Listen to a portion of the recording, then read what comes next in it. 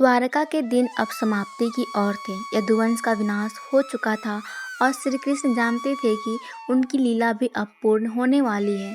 ऐसे समय में उन्होंने अपने प्रिय मित्र और भक्त उद्धव को अंतिम उपदेश दिया, एक ऐसा उपदेश जो जीवन, भक्ति और मोक्ष का मार्ग बताता है।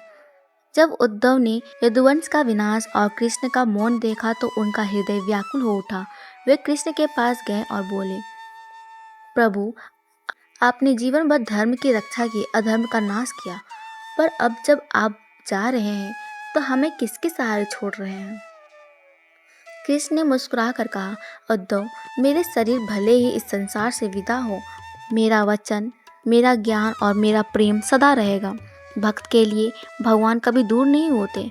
उद्धव, इस संसार में केवल एक ही सच्चा मार्ग है, भक्ति, जो बिना स्वार्थ के प्रेम और समर्पण से ईश्वर की सेवा करता है, वही मुक्त होता है।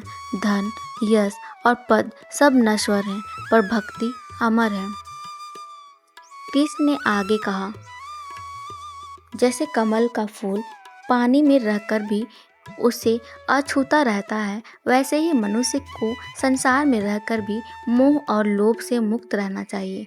सच्चा सुख बाहरी वस्तुओं में नहीं बल्कि आत्मा के ज्ञान में है। उद्धव, धर्म केवल पूजा और मंत्रों में नहीं बल्कि करुणा, सत्य और सेवा में है।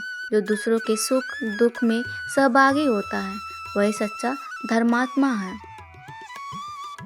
कृष्ण, जब भी तुम्हें लगे कि मैं दूर हूँ, तब मेरा स्मरण करना। मेरा नाम, मेरी कथाएं और मेरे गुण तुम्हें जीवन के हर अंधकार से निकालेगा। यह संसार क्षण भंगुर है, पर आत्मा शाश्वत है और आत्मा ही मैं हूँ। उद्धव ने अश्रुपूर्ण नेत्रों से कृष्ण के चरणों में प्रणाम किया। प्रभु, आपका यह उपदेश मैं अपने हृदय से संजो कर रखूंगा और संसार को सुनाऊंगा।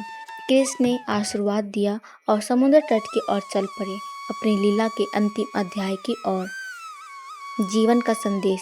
श्री कृष्ण का उद्धव को दिया गया अंतिम उपदेश हमें सिखाता है कि भक्ति, आत्मज्ञान और करुणा ही जीवन का सार है, और यह भी कि भगवान का प्रेम और मार्गदर्शन समय और स्थान की सीमाओं से परे है।